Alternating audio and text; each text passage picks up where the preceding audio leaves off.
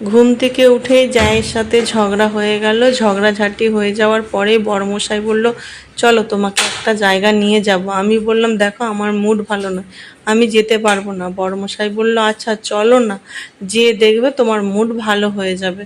আমি বললাম ঠিক আছে চলো, বলে সকালবেলা স্নান টান করে বেরিয়ে পড়লাম বরের সাথে মেয়েকে নিয়ে।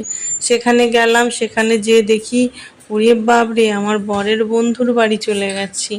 সেখানে কত কিছু আয়োজন হয়েছে, বিরিয়ানি করেছে, মাংসের কষা করেছে, স্যালাড, তারপর পাঁপড়, মিষ্টি, দই, কত কিছু আয়োজন।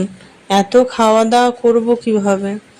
যাই হোক, যাওয়ার পর জল দিয়েছিল, তারপর লুচি, মিষ্টি, সামই এগুলো খেতে দিয়েছিল, তারপর বিরিয়ানি খেতে বসিয়ে দিল।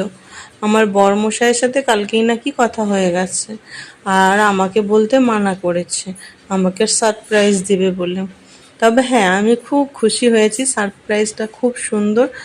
দেখো না, এই যে দেশি মুরগির কষা, উফ কি দারুণ খেতে, আর রান্নাগুলো এত সুন্দর করেছে, কি বলবো, দেখেই বুঝতে পারছো বিরিয়ানি কতটা ঝরঝরা হয়েছে, পুরো লোভনীয়। তো আমাদের বেশ খাওয়া দাওয়া করার পর মেয়ে বলল হেবি সুন্দর হয়েছে, আবার মেয়েকে একটা কৌটায় করে দিয়েছে।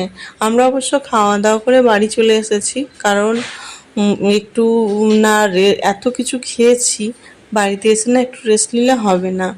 আর ওখানে থাকলে শুধু গল্পই হচ্ছিল, তবে বেশ ভালোই লাগছিল। আমার কর্তামশাই বললো আমার শরীরটা খারাপ হচ্ছে, চলো পালিয়ে চলো, বলতে আমরা পালিয়ে এসেছি, নাইলে বেশ মজা করছিলাম, গল্প করছিলাম, খাওয়া দাওয়া হলো। আবার মিষ্টি, কি বড় বড় মিষ্টি খেতে দিয়েছিল। সত্যি কথা বলতে মিষ্টি এখন আমি বেশি খেতে পারি না আগের মতন। অত খেলে তো শরীরটা খারাপ করবে, তার জন্য অত খেতে পারি না। যাই হোক, তবে বেশ ঘুরলাম ফিরলাম, খাওয়া দাওয়া করলাম, মজা করলাম, বাড়ি আসলাম। আর বিরিয়ানির রেসিপিটা আমি জেনে এসেছি কিভাবে করেছে বিরিয়ানিটা, সেই রেসিপিতে অনুযায়ী আর একদিন আমি বাড়িতে